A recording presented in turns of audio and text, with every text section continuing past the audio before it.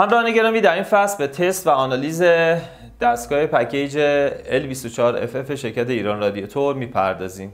با ما همراه باشید. همراهان گرامی، در این قسمت میخوایم به تست و آنالیز دستگاه L24 بپردازیم. دلتا تی 30 درجه رو میخوایم تو مدار گرمایشی انجام بدیم و زمان اون رو اندازه گیری کنیم.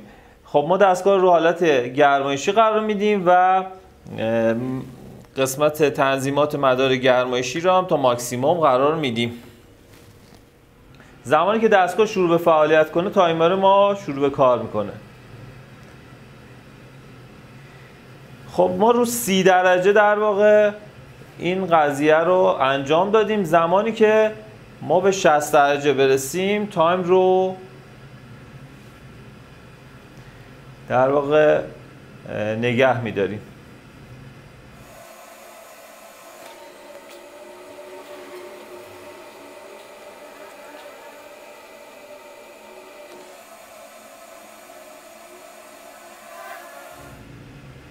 همونطور که مشاهده میکنید دما در حدود 60 درجه هست و زمان لازم 1 دقیقه و 26 ثانیه برای این دستگاه اندازه‌گیری شد. با ما در ادامه همراه باشید. دوستان گرامی، در این قسمت می‌خوایم به تست دلتا تی 30 درجه در آب مصرفی بپردازیم. آب مصرفی رو حالت ماکسیموم قرار میدیم. دستگاه رو روی تابستونه قرار میدیم و آب گرم مصرفی رو باز میکنیم. زمانی که دستگاه شروع به کار کرد و روشن شد ما تایمرمون رو فعال میکنیم.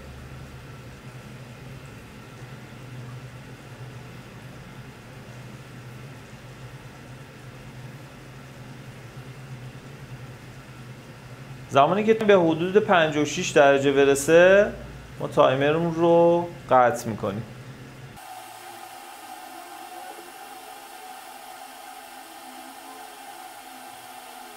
همونطور که مشاهده میکنید در این نقطه تفاضل بین دمای پایینی و بالایی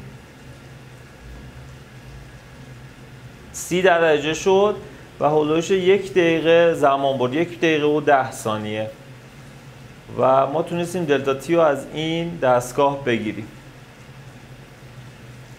در نظر داشته باشید بیشترین دمای مصرفی رو که همونطور که مشاهده میکنیم رو هولوش 50 درجه در این دستگاه، زمانی که آب ورودی به دستگاه هولوش 18 درجه هست داریم. با اینکه دستگاه رو حالت ماکسیموم هستش ولی دمای بیشتری رو به ما نمیده که البته به تنظیمات مختلفی هم مربوط میباشه.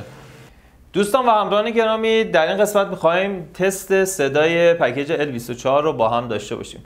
جهت این کار ما پکیج رو تو حالت گرمایشی فعال می‌کنیم و در واقع تست صدای ما رو که توسط گوشی هستش در این قسمت قرار میدیم و با هم چک می‌کنیم.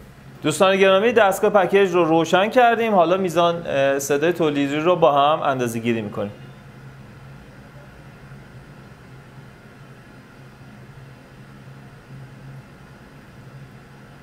همونطور که مشاهده میکنید بین 45 تا 50 دسیبل صدای تولیدی توسط این دستگاه هست.